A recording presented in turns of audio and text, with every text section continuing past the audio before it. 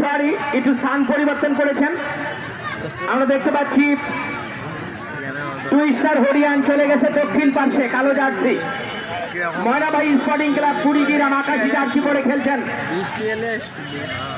এক্ষুনি খেলা শুরু হয়ে যাবে। সেই প্রারম্ভে আপনাদের বলতে চাই, আপনারা উপভোগ করছেন বয়গ্রাম খেলোয়াড় কল্যাণ সংস্থা কর্তৃক আয়োজিত আজকে 3য় সেমিফাইনাল খেলা।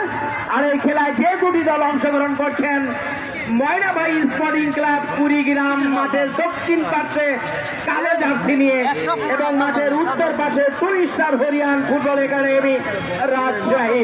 এই যখন অবস্থা, তখন আবারও কণ্ঠের পরিবর্তন আসছেন এসএম খায়রুল ইসলাম।